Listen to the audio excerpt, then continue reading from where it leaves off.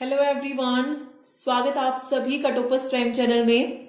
इस वीडियो में आज हम पढ़ेंगे सीआरपीसी और उसके इंपॉर्टेंट सेक्शन कौन कौन से होते हैं। CrPC means criminal procedure code क्या है और कौन कौन से सेक्शन है, क्यों कब ये लागू की गई थी, कितने सेक्शंस हैं, टोटल अध्याय कितने, ये सारी चीजें हम इस वीडियो में डिस्कस करेंगे। आईपीसी जो है हम पहले ही पढ़ चुके हैं कि इंडियन पिनल कोड क्या होता है, कितनी धाराएं होती हैं, कौन कौन सी धाराएं होती है, किस धारा में क्या है, किसके लिए क्या सजा है, वो सारी चीजें हम पहले ही पढ़ चुके हैं। ओके, वीडियो की पीडीएफ के लिए लिंक आपको नीचे दिया गया है, उसके लिए आप हमारा एचएससी क्रैश कोर्स ले सकते हैं जिसमें आपको सारी पीडीएफ जो है दी जाएंगी। ओके, चलिए शुरुआत कर रहे हैं हम आईपीसी से। सबसे पहले हम यही देख लेते हैं कि आईपीसी क्या होती है, क्या डिफरेंस होता है दोनों में, आईपीसी सीआरपीसी में। आईपीसी क्या होती है, देखिए भारतीय दंड संहिता को क्या किस नाम से जानती है, इंडियन पीनल कोड। या ये भी पूछा जा सकता है कि आईपीसी को उर्दू में किस नाम से जानते हैं, ये क्वेश्चन भी आ सकता है। तो उर्दू में इसे क्या बोला जाता है, ताज इरात ए हिंद, ताज इराते हिंद कहा जाता है। ओके, जो कब बना था, 1860 में बना था। ठीक है, आपने फिल्मों में भी देखा होगा जब कोर्ट में जज सजा सुनाता है तो वो किस तरीके से बोलता है, ताज इराते हिंद दफा 302 के तहत मौत की सजा दी जाती है। वहां पर दफा का मतलब क्या होता है, सेक्शंस होता है। ठीक है, या आप कह लीजिए धारा होता है।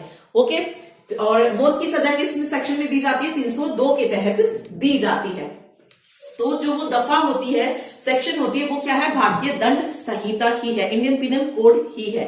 ओके, इसमें आप डेट याद रखिएगा क्योंकि एचएससी में ये क्वेश्चन आ चुका है कि इंडियन पिनल कोड जो था ये कब लागू हुआ था, तो इसके लिए डेट पूछी गई थी वहां पर। तो 6 अक्टूबर 1860, कंफ्यूज करने के लिए वो 8 अक्टूबर डाल सकते हैं, 10 अक्टूबर डाल सकते हैं, 1860 सब याद रख लेते हैं, लेकिन यहाँ पर मेन जो इंपॉर्टेंट है वो है इसकी डेट। तो 6 अक्टूबर 1860 ये क्वेश्चन आ चुका है पहले ही। ठीक है, 511 इसमें सेक्शन है और 23 इसमें अध्याय है। फिर बात आती है कि ये क्यों जो थी बनाई गई थी। देखिए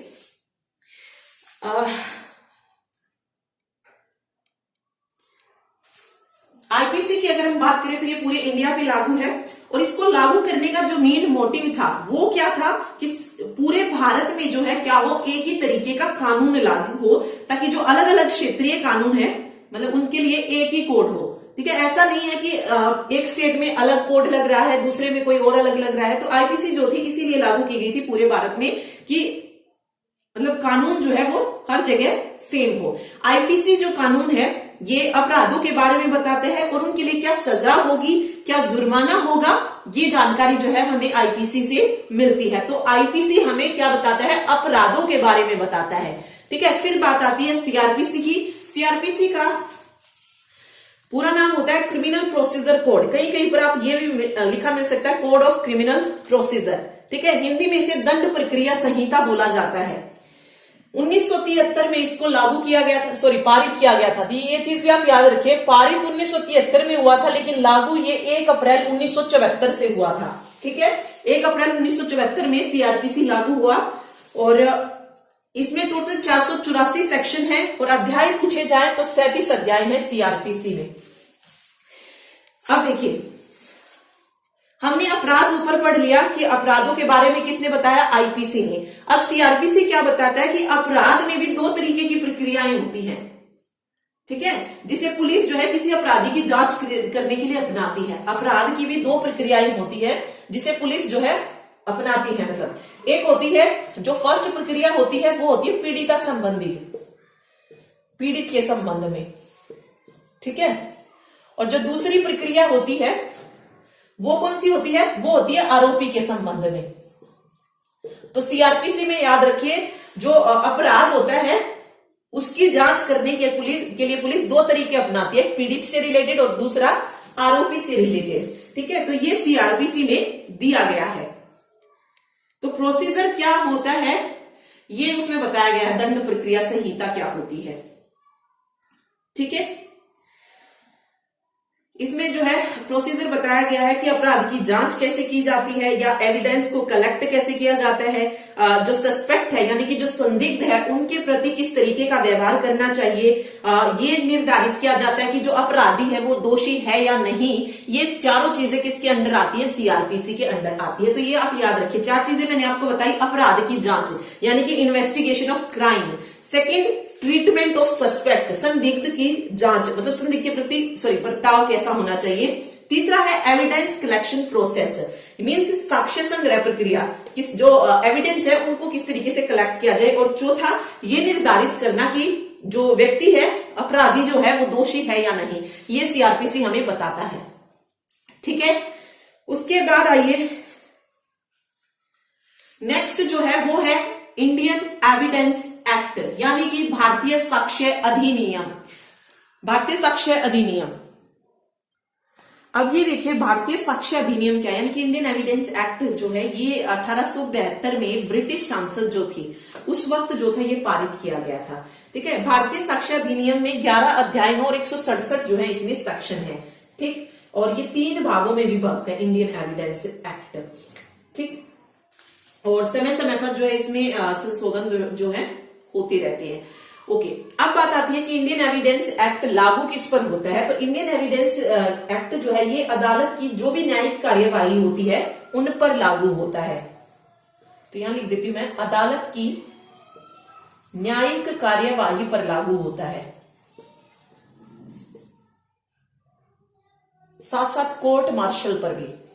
ठीक है, कोर्ट मार्शल सहित ये जितनी भी अदालत की न्यायिक कार्यवाही होती है उन पर लागू होता है भारतीय साक्ष्य अधिनियम। अब आप आपसे पूछा जा सकता है कि इंडियन एविडेंस एक्ट किस पर लागू नहीं होता है। तो इंडियन एविडेंस एक्ट जो है ये शपथ पत्र और मध्यस्थता पर लागू नहीं होता है। मध्यस्थता, इन दो पर जो है इंडियन एविडेंस एक्ट लागू नहीं होता है। ठीक है, तो इसके बारे में ये चीजें याद रखिए। ठीक है, तो एक तो इन सबके सेक्शन कितने कितने हैं और ये कब जो थे लागू किए गए, ये बहुत इंपॉर्टेंट है सारी चीजें। तो ये पूरी चीजें आप याद रखिए। अब हम पढ़ते हैं सीआरपीसी की मुख्य धाराएं कौन कौन सी हैं। सारी नहीं पढ़ेंगे, सिर्फ इंपॉर्टेंट जो एग्जाम में पूछी जा सकती है सिर्फ वही पढ़ेंगे। ठीक है, चलिए देखिए, सबसे पहले है संक्षिप्त नाम, extent and commencement is describe. ठीक है, इसमें क्या है, संक्षिप्त नाम, विस्तार और प्रारंभ किस धारा में वर्णित है ये पूछा जा सकता है। अब किसका नाम, यानी कि सीआरपीसी जो है, दंड प्रक्रिया संहिता जो है, इसका नाम, विस्तार और प्रारंभ ये किस धारा में वर्णित है। तो ये धारा 1 में यानी कि सेक्शन 1 में जो है ये वर्णित है। ओके, सबसे पहले इसका नाम क्या है, संक्षिप्त नाम क्या है इसका, दंड प्रक्रिया संहिता 1973 जो है इसका नाम इसमें रखा गया है। ओके, और इसका विस्तार की बात की गई है तो ये पूरे भारत में जो है लागू है। पहले जम्मू कश्मीर में नहीं थी ये। ठीक है, जम्मू और कश्मीर राज्य को छोड़कर जो थी पहले पूरे भारत में फैली हुई थी, लेकिन अब ये जो है जम्मू कश्मीर में भी है। ओके, तो ये पूरे भारत में अब ये लागू है। ठीक, और बता दिया कि प्रारंभ कब से हुई थी ये इसमें वर्णित है। ठीक, चलिए, अप्रैल 1974 में ये प्रारंभ हो गई थी यानी कि लागू हो गई थी। ओके, चलिए उसके बाद है धारा नंबर 2A जिसमें क्या है, जमानतीय और अजमानतीय अपराध बताए गए हैं। इसमें डेफिनेशन है, धारा जो 2 है उसमें अलग अलग पार्ट्स आते हैं। तो धारा 2 जो है वो कंप्लीट डेफिनेशन पर बेस्ड है। इसमें जो है हर तरीके की डेफिनेशन दी गई है कि बेलेबल ऑफेंस क्या होता है और नॉन बेलेबल ऑफेंस क्या होता है। मींस जिसमें जिस अपराध की जमानत मिल जाए और जिस अपराध की जमानत ना मिले, ये धारा 2A में वर्णित है। इंपोर्टेंट है ये डेफिनेशन वाला, धारा 2 बहुत इंपोर्टेंट है। उसमें जो है डेफिनेशंस दी गई हैं तो वो पूछी जा सकती हैं। ओके, तो इंपोर्टेंट जितनी भी डेफिनेशंस है वो देखेंगे कि किसमें कौन कौन सी बताई गई है। ठीक है, तो परिभाषाएं आप याद रखिए, 2 में है, 2A में बेलेबल और नॉन बेलेबल ऑफेंस। आगे बढ़ते हैं, आगे देखिए, आगे है cognizable and non cognizable offence, यानी कि संज्ञेय और असंज्ञेय अपराध। संज्ञेय जो अपराध है, जो कॉग्निजेबल ऑफेंस है वो है 2C में, और नॉन कॉग्निजेबल जो है वो कौन सा है, मतलब किसमें है, 2L में है। अब आपसे पूछा जा सकता है कि कॉग्निजिबल ऑफेंस कौन सा होता है और नॉन कॉग्निजिबल कौन सा होता है। देखिए, संज्ञेय अपराध वो होता है जिसमें पुलिस आपको विदाउट वारंट जो है अरेस्ट कर सकती है। ठीक है, कॉग्निजिबल में विदाउट वारंट, ऐसा कहा जाता है ना कि बिना वारंट के अरेस्ट नहीं किया जा सकता, बट ऐसा नहीं होता है, बिना वारंट के भी आपको अरेस्ट किया जा सकता है। ये आता है संज्ञेय अपराध की डेफिनेशन। एक नॉन कॉग्निजिबल होता है, इसमें जो है विदाउट बिना वारंट के अरेस्ट नहीं कर सकते हैं, इसमें बिना वारंट के अरेस्ट नहीं कर सकते। और कॉग्निजिबल में विदाउट वारंट अरेस्ट किया जा सकता है। तो ये दो चीजें आप इसमें याद रखें। नॉन कॉग्निजिबल में पुलिस के पास कोई अथॉरिटी नहीं होती है कि वो विदाउट वारंट जो है किसी को अरेस्ट कर सके, लेकिन कॉग्निजिबल में ऐसी अथॉरिटी होती है पुलिस के पास। ठीक है, अगला देखिए, अगली जो धारा है वो है परिवाद, यानी कि कंप्लेन इज डिफाइंड। ये सेक्शन 2D में डिफाइन की गई है। सेक्शन 2D में कंप्लेन को डिफाइन किया गया है कि परिवाद क्या होता है। कंप्लेन क्या होता है? Means any allegation made orally और इन राइटिंग टू मजिस्ट्रेट, यानी कि हम जो है जो भी कंप्लेन करते हैं, चाहे हम orally कर रहे हैं या फिर रिटर्न में कर रहे हैं, वो कंप्लेन हो जाएगी। ये सेक्शन 2D में डिफाइंड है। ओके, उसके बाद आती है जांच। जांच मीन्स इंक्वायरी। इंक्वायरी किस में डिफाइन की गई है? 2G में डिफाइन की गई है।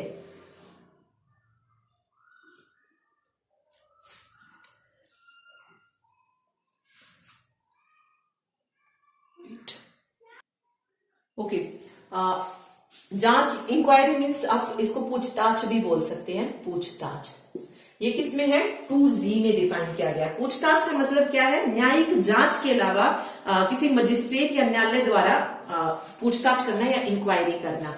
ओके, अगला आता है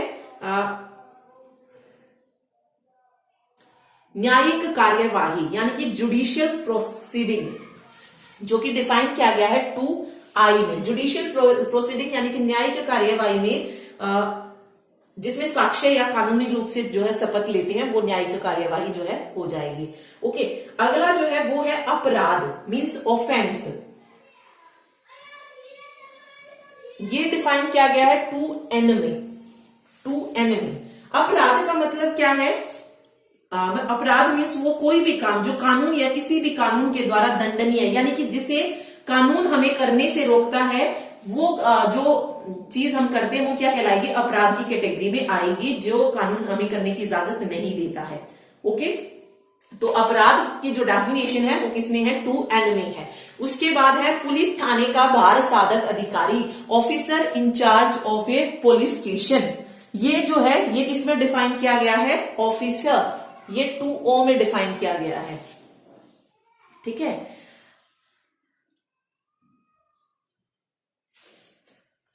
याद रखिए ऑफिसर, यहां पे officer in charge of a police station, तो O से याद रख लीजिए ये 2O हो जाएगा।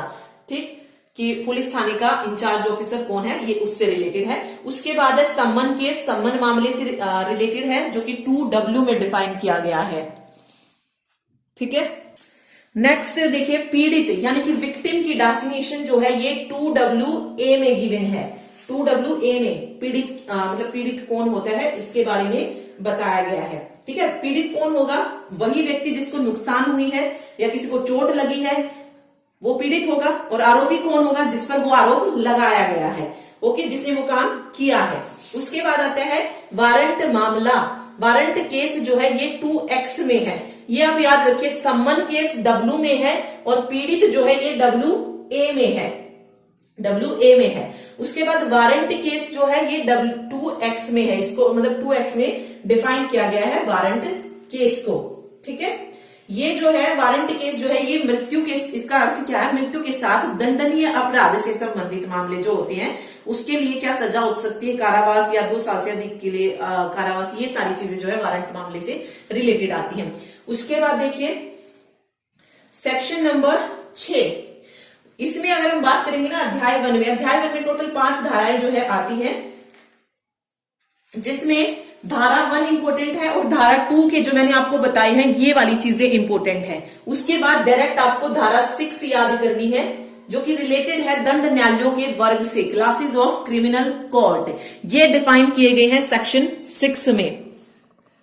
ठीक है, इसमें देखिए क्या बताया गया है, दंड न्यायालयों के वर्ग यानी क्लासेस ऑफ क्रिमिनल कोर्ट का मतलब क्या है, जो आपराधिक न्यायालयों की कक्षाएं होते हैं, मींस हर एक राज्य में जो है आपराधिक न्यायालय होंगे। ओके, उसके बारे में बताया गया है क्लासेस ऑफ क्रिमिनल कोर्ट, जैसे कोर्ट ऑफ सेशन हो गया, जुडिशियल मैजिस्ट्रेट हो गया, एग्जीक्यूटिव मैजिस्ट्रेट हो गया, तो वो सब इसमें डिफाइन मतलब बताया गया है क्लासेस ऑफ क्रिमिनल कोर्ट में। ओके, उसके बाद जो सेक्शन इंपोर्टेंट है वो है सेक्शन नंबर 37। सेक्शन 37, सेक्शन 37 किससे रिलेटेड है कि जनता कब मजिस्ट्रेट और पुलिस की सहायता करेगी, public when to assist magistrate and police. ठीक है, कि जो पब्लिक है वो कब जो है पुलिस की मदद करेगी या मजिस्ट्रेट की मदद करेगी, ये सेक्शन 37 में बताया गया है। ठीक है, तो ये याद रखिए। उसके बाद जो इंपॉर्टेंट शुरू होती हैं वो शुरू होती हैं सेक्शन 41 से रिलेटेड। तो सेक्शन 41 पढ़ते हैं हम।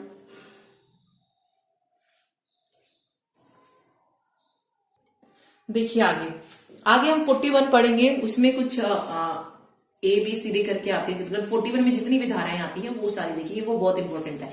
सबसे पहले देखिए, जब पुलिस वारंट के बिना गिरफ्तार कर सकती है। ओके, कॉग्निजेबल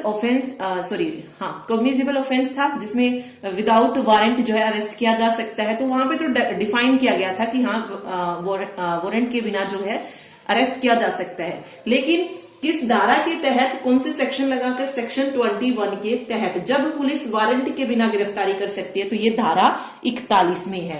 ठीक है, व्हेन पुलिस में अरेस्ट विदाउट वारंट।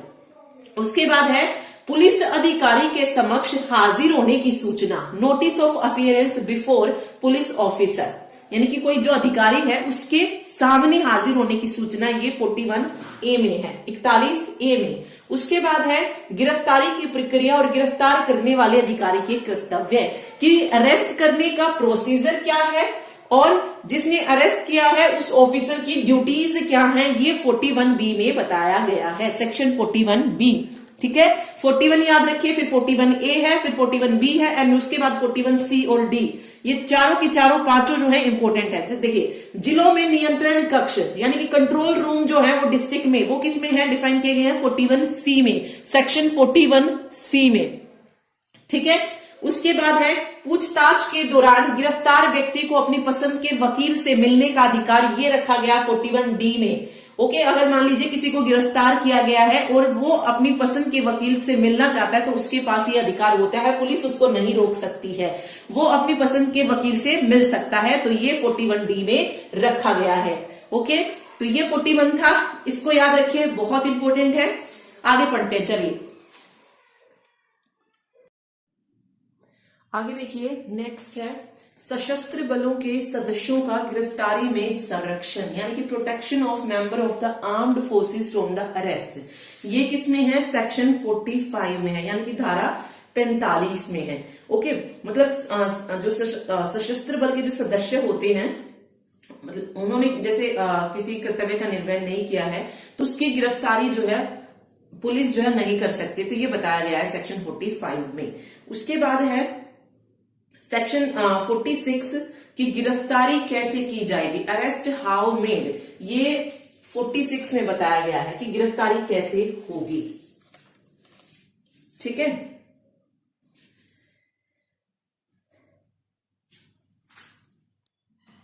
तो इसमें वही है, जैसे महिला को अरेस्ट करने के लिए एक महिला का होना ही जरूरी है। अगर महिला पुलिस जो है अरेस्ट करने के लिए नहीं आती है, तो उस महिला को जो है गिरफ्तार नहीं किया जा सकता है। तो किसी भी वुमेन को अगर अरेस्ट करना है, तो उसके लिए वुमेन पुलिस ऑफिसर का होना ही जरूरी है। ठीक है, यानी कि महिला जो पुलिस है उसका होना जरूरी है। या फिर अगर कोई व्यक्ति जबरदस्ती गिरफ्तार करने के प्रयास को रोकता है, तो ऐसे में पुलिस अधिकारी जो है कुछ तरीकों का उपयोग कर सकते हैं। तो वो बताया गया है कि गिरफ्तारी जो है आप कैसे कैसे कर सकते हैं, किस किस बेसिस पे की जा सकती है। ओके, उसके बाद है धारा 50, जिसमें क्या कहा गया है, गिरफ्तार किए गए व्यक्ति को गिरफ्तारी के आधार और जमानत के अधिकार की इत्तला, यानी कि जिस व्यक्ति को गिरफ्तार किया गया है, किस बेस पे उसे गिरफ्तार किया गया है, ये उसको जानकारी देना जरूरी है। ये धारा 50 में बताया गया है। ओके, यानी कि अगर कोई पुलिस अधिकारी की वारंट किए बिना किसी व्यक्ति को गिरफ्तार कर लेता है तो उस अपराध का उसको पूरा विवरण देना होगा कि किस बेस पे उसको गिरफ्तार किया गया है। ठीक है, मतलब गिरफ्तारी का आधार क्या है। उसके बाद है यहाँ पे जमानत के अधिकार की इत्तिला। अगर कोई पुलिस अधिकारी बिना वारंट के किसी को गिरफ्तार कर लेता तो वो जो है पुलिस अधिकारी उस व्यक्ति को सूचित करेगा कि वो जमानत पर मतलब जमानत पर रिहा होने का हकदार है या नहीं। ओके, और मतलब अपनी तरफ से जो है उसकी जमानत के लिए मतलब वो अपनी तरफ से क्या कर सकता है, जमानत के लिए व्यवस्था कर सकता है अगर वो हकदार है तो जमानत का। ओके, उसके बाद है गिरफ्तार किए गए व्यक्ति की तलाशी। गिरफ्तार किए गए व्यक्ति की तलाशी जो है ये है 51 में, या कह लीजिए गिरफ्तार किए गए व्यक्ति की खोज, ये किस में आएगा, धारा 51 में। ठीक है, तो याद रखिए खोज का यहाँ पे देखिए मतलब है अगर कोई महिला को खोजा जाने की आवश्यकता होती है तो एक जो अन्य महिला होगी उसको जो है उसके साथ अच्छे से बिहेव करना होगा, वही है शालीनता के साथ। ठीक, उसके बाद ये हो गया गिरफ्तारी किए गए व्यक्ति की तलाश धारा 51 में। उसके बाद है गिरफ्तार किए गए व्यक्ति की शिनाख्त, यानी कि आइडेंटिफिकेशन ऑफ पर्सन अरेस्टेड, तो ये है धारा 54A में। ठीक है, गिरफ्तार व्यक्ति की पहचान करना मीन्स अगर मान लीजिए किसी व्यक्ति को अपराध करने के लिए किसी आरोप में गिरफ्तार किया गया है तो कोई अन्य व्यक्ति द्वारा मतलब उसकी पहचान करवाना कि उसने वो अपराध किया है या नहीं, तो उससे रिलेटेड होता है ये। ओके, तो ये 54A में है। उसके बाद देखिए आगे, गिरफ्तार किए गए व्यक्ति को 24 घंटे से अधिक निरुद्ध न किया जाना, ये किसमें है, धारा 57 में है। ठीक है,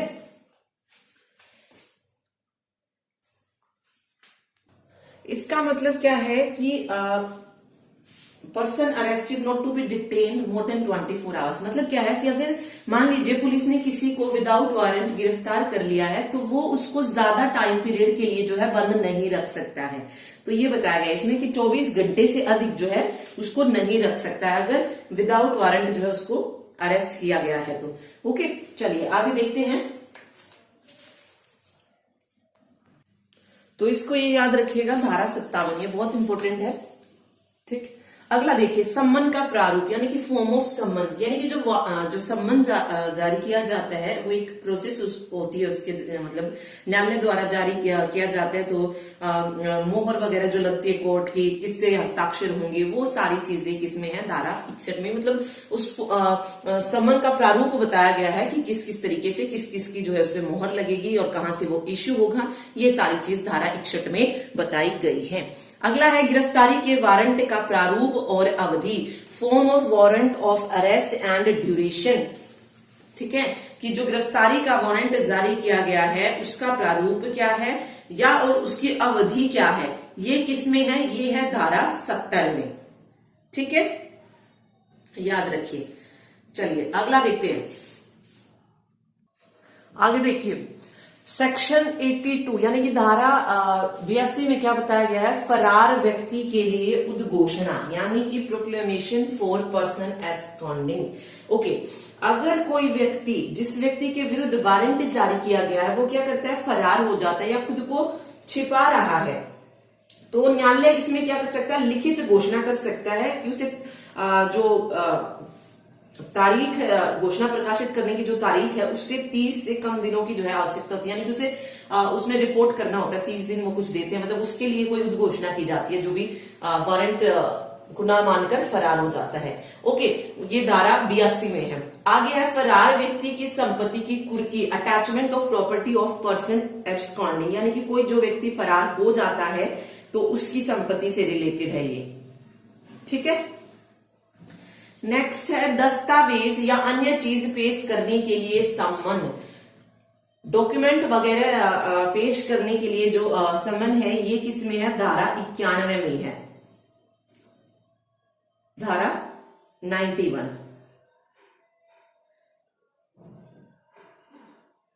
आगे है तलाशी वारंट कब जारी किया जा सकता है। सर्च वारंट पूछा जा सकता है, इंपॉर्टेंट है ये। सर्च वारंट जो मतलब किस सिचुएशन में जारी करना है, ये सारी चीजें ये धारा 93 में है। ओके, उसके बाद है अव्यासिक अपराधियों से सदाचार के लिए प्रतिभूति यानी कि security for good behaviour from habitual, ये धारा 110 में बताया गया है। ठीक है, आगे देखिए नेक्स्ट है ये धारा 129 है, सिविल बल के प्रयोग द्वारा जमाव को तितर बितर करना, यानी सिविल बल यानी कि सिविल फोर्सेस का यूज करके जो जमा हो जाते हैं लोग, उनको तितर बितर करना, ये किसमें है, धारा 129 में है, 129 में है ये। ओके, 130 में आगे जो है ये जमाव को तितर बितर करने के लिए आर्म्ड फोर्सेस का जो यूज किया जाता है, सशस्त्र बल का प्रयोग, ये 130 में। तो ये दोनों इंपॉर्टेंट है, याद रखिए 129 और 130। उसके बाद है न्यूसेंस या आशंकित खतरे के अर्जेंट मामलों में आदेश जारी करने की शक्ति। ओके, मतलब किसी खतरे से रिलेटेड जो ऑर्डर पास करना होता है वो किसमें है, धारा 144 में। ओके, नेक्स्ट है संघीय और असंघीय मामले, इंफॉर्मेशन इन कॉग्निजेबल केसेस, तो ये धारा 154 में है, यानी कि जो संघीय मामले होते हैं उनमें इत्तिला देना 154 में है, और असंघीय मामले जो नॉन कॉग्निजेबल केसेस होते हैं उनमें उनके बारे में इत्तिला करना, ये धारा 155 में है। ठीक है, ये याद रखिए, इंपॉर्टेंट है ये सभी। नेक्स्ट है संघीय मामलों का अन्वेषण करने के लिए पुलिस अधिकारी की शक्ति, यानी कि जो कॉग्निजेंस केसेस होते हैं उनको अन्वेषण करने की जो पुलिस अधिकारी की शक्ति है वो है 156 में। उसके बाद है प्रोसीजर फॉर इन्वेस्टिगेशन, यानी कि जो अन्वेषण की प्रक्रिया होती है, इन्वेस्टिगेट करते हैं ना वो वाली चीज, तो ये धारा 157 में है। ठीक है, नेक्स्ट देखिए अन्वेषण या प्रारंभिक जांच, यानी कि power to hold investigation of preliminary inquiry. ठीक है, कि इन्वेस्टिगेट करने की पावर क्या है या जो प्रारंभिक जांच होगी वो किस तरीके से होगी, ये सब किसमें डिस्क्राइब किया गया है, धारा 159 में। ठीक है, 159 में। आगे है police officer power to require attendance of witness. ठीक है, कि पुलिस ऑफिसर की वो पावर मतलब जब जो विटनेस होता है, जो गवाह होता है, जो साक्षी होते हैं, मतलब जिन्होंने वो देखा होता है, उससे रिलेटेड कि वो कब प्रेजेंट होगा या नहीं, उससे रिलेटेड है ये, तो ये धारा 160 में है। ओके, उसके बाद है एग्जामिनेशन ऑफ विटनेस, जो गवाह बना है उसको एग्जामाइन करना। ठीक है, तो ये 161 में है। उसके बाद है statement to police not to be signed. ठीक है, कि मान लीजिए पुलिस कभी जिस स्टेटमेंट पे साइन करवाती है, अगर ना करना चाहे नॉट टू बी साइंड, तो ये भी किसमें है, डिस्क्राइब किया गया है 162 में। ओके, उसके बाद है recording of confession and statement, जो भी आप कन्फेस करते हैं या जो स्टेटमेंट देते हैं उसकी रिकॉर्डिंग को डिस्क्राइब किया गया है धारा 163 में। उसके बाद है पुलिस अधिकारी के द्वारा तलाशी, ये धारा 165 में है। नेक्स्ट है प्रोसीजर, एक मिनट, अगला देखिए procedure when investigation can not be completed in 24 hours. Okay, कभी जो इन्वेस्टिगेशन है यानी कि जो अन्वेषण की प्रक्रिया है, अगर वो 24 आवर में कंप्लीट ना हो तो उस चीज के प्रोसीजर को डिस्क्राइब किया गया है 167 में। ओके, आगे है report of police officer on completion of investigation, means investigation पूरी हो जाने पर जो रिपोर्ट पुलिस ऑफिसर पेश करता है कि किस तरीके से उसको पेश किया जाता है, रिपोर्ट दी जाती है, ये डिस्क्राइब किया गया है धारा 173 में, 173 में। उसके बाद है आत्महत्या आदि पर पुलिस की जांच और रिपोर्ट देना। ठीक है, मीन्स कोई सुसाइड केस है उस पर पुलिस जांच कर रही है, देन उसके बाद रिपोर्ट पेश कर रही है, तो ये धारा 174 में बताया गया है। ओके, नेक्स्ट है मानहानि के लिए अभियोजन, यानी कि प्रोसिक्यूशन फॉर डिफेमेशन। ठीक है, तो ये धारा 199 में है, ये भी इंपॉर्टेंट है। वैसे तो ये सारी ही इंपॉर्टेंट है, जितनी पढ़ी हमने सारी इंपॉर्टेंट ही पढ़ी है। आगे है कंटेंट ऑफ चार्जेस, की किसी भी उस पर चार्जेस क्या लगे हैं वो कंटेंट जो है ये डिस्क्राइब किया गया है 211 में। ठीक है, कि कौन कौन से चार्जेस आप लगा सकते हैं। आगे in what cases bail to be taken, means वो केस जिस पर आप जमानत ले सकते हैं, बेल ली जा सकती है, तो ये जो है धारा 436 में है। ठीक है, वो कोई केस जिस पे बेल ली जा सकती है। आगे व्हेन बेल में be taken in case of non bailable offence, यानी कि जो गैर जमानती अपराध हैं, जिस मीन्स जिन अपराधों की क्या नहीं हो सकती, बेल नहीं हो सकती है, उनमें बेल लेने का जो प्रावधान है वो धारा 437 में है। तो ये भी मोस्ट इंपोर्टेंट है, दोनों 436 और 437। ठीक है, याद रखिए। आगे देखते हैं। नेक्स्ट है गिरफ्तारी की आशंका करने वाले व्यक्ति की जमानत मंजूर करने के निर्देश। ठीक है, कई बार आपने देखा होगा कि जब किसी को आशंका होती है कि हाँ उसका इस केस में नाम आ सकता है और उसकी गिरफ्तारी हो सकती है, तो वो पहले क्या ले लेते हैं, जमानत ले लेते हैं। ओके, तो गिरफ्तारी की आशंका करने वाले व्यक्ति की जमानत मंजूर करने के निर्देश ये धारा 438 में इसका ये मतलब प्रोसीजर जो है डिस्क्राइब किया गया है। ओके, उसके बाद है order for disposal of property eight conclusion of trial, यानी कि जो भी मामला था उसके निपटान के मामले को खत्म होने के बाद, उसका फैसला आने के बाद संपत्ति के निपटान से रिलेटेड है ये। तो ये धारा 452 में है। ओके, तो ये मोस्ट इंपोर्टेंट जो थी वो हमने कर ली है। ठीक, आगे देखिए, आगे हम पढ़ेंगे अध्याय। ठीक है, क्योंकि अध्याय से रिलेटेड क्वेश्चन भी पूछ सकते हैं कि किस अध्याय में क्या कहा गया है। तो 37 अध्याय है, लेकिन जो इंपोर्टेंट है सिर्फ वही पढ़ेंगे। देखिए, अध्याय 2 है इसमें इंपोर्टेंट, जिसमें आपराधिक अदालतों और कार्यालयों का संविधान जो है बताया गया है, यानी कि constitution of criminal court and offices. अध्याय 3 में जो है न्यायालयों के अधिकार यानी कि पावर ऑफ कोर्ट्स को डिस्क्राइब किया गया है। ठीक है, उससे अगला है अध्याय 4, जिसमें पुलिस के जो अधीक्षक अधिकारी होते हैं उनके अधिकार को बताया गया है, मतलब अलग अलग धाराएं भी उसमें आती हैं। ठीक है, अगला है अध्याय 8, जिसमें शांति बनाए रखने और अच्छे व्यवहार के लिए सुरक्षा जो दी जाती है उससे रिलेटेड है ये। ओके, अध्याय 11 देखिए, अध्याय 11 में पुलिस का बचाव कार्य डिफाइन किया या डिस्क्राइब किया गया है। ठीक, नेक्स्ट देखिए अध्याय 12, जिसमें पुलिस और उनके अधिकारियों के लिए सूचना देने की जानकारी को डिस्क्राइब किया गया है। ठीक है, तो ये अध्याय इंपोर्टेंट है। आगे चलते हैं। नेक्स्ट जो अध्याय है वो है अध्याय नंबर 23, जिसमें किससे रिलेटेड है? अध्याय 23 जांच और परीक्षणों में प्रमाण से ये रिलेटेड है। ठीक है, जो इन्वेस्टिगेशन वगैरह होती है उनसे रिलेटेड है ये। चलिए आगे देखिए। अगला है अध्याय 24 पूछताछ और परीक्षण करने के लिए सामान्य प्रावधान। ठीक है, कि पूछताछ कैसे होगी, परीक्षण कैसे होगा, उसके लिए प्रावधान जो है ये अध्याय 24 में फिर अलग अलग धाराओं में वर्णित किए गए हैं। अध्याय 27 इंपोर्टेंट है, जिसमें दंड का है, दंड के बारे में बताया गया है। अध्याय 29 में अपील से रिलेटेड है। अध्याय 31 जो है ये आपराधिक मामलों का स्थानांतरण, जो ट्रांसफर हो जाते हैं, जो आपराधिक मामले होते हैं उनसे रिलेटेड है। और अध्याय 34 अगेन इंपोर्टेंट संपत्ति के वितरण से रिलेटेड है, जो हमने लास्ट पढ़ा था 452, संपत्ति को जब मतलब मामला खत्म होने के बाद संपत्ति को डिसॉल्व कर देना या संपत्ति का निपटान कर देना, वो इसी में आता है, संपत्ति के वितरण से रिलेटेड है वो। ठीक है, तो ये थे मोस्ट इंपोर्टेंट अध्याय, याद रखिए। धाराएं हमने पढ़ ली हैं। आगे देखिए, कुछ क्वेश्चन कर लेते हैं जो कि अलग अलग स्टेट्स जो होते हैं उनमें जो एग्जाम होते हैं उनमें पूछे गए हैं। देखिए, कुछ क्वेश्चन ऐसे होंगे जो कि धारा से रिलेटेड होंगे। इसके अलावा ये 7 क्वेश्चन और हैं जो पूछे जा सकते हैं। ओके, तो देखिए, फर्स्ट है दंड प्रक्रिया संहिता 1973 को राष्ट्रपति द्वारा स्वीकृति कब प्राप्त हुई? ठीक है, राष्ट्रपति द्वारा पूछी गई है, तो 25 जनवरी 1974 को राष्ट्रपति द्वारा जो थी, जो सीआरपीसी थी, उसको स्वीकृति जो थी प्राप्त हो गई थी। ठीक है, अगला है दंड प्रक्रिया संहिता किस दिन से प्रवृत्त हुई, यानी कि लागू कब हुई थी ये? तो 1 अप्रैल 1974 से ये जो सीआरपीसी थी लागू हो गई थी। ठीक है, आगे है दंड प्रक्रिया संहिता में कितनी अनुसूची हैं? तो इसमें जो है 2 अनुसूची है। कौन कौन सी? एक प्रथम अनुसूची और दूसरी अनुसूची हो गई। ओके, आगे है जमानती और गैर जमानती अपराध, यानी कि जो बेलेबल और नॉन बेलेबल ऑफेंस होते हैं उनका वर्गीकरण किस सूची में है? तो ये भी प्रथम सूची में है। या फिर आपसे पूछा जाए जो क्या कहते हैं उन्हें, संज्ञान और असंज्ञान जो अपराध है ये किस में है? तो ये भी प्रथम में है। ओके, अगला है दंड प्रक्रिया संहिता किस सूची का विषय है? 3 सूचियां है ना, राज्य सूची, केंद्र सूची और समृद्धि सूची। तो दंड प्रक्रिया संहिता ये समृद्धि सूची का विषय है।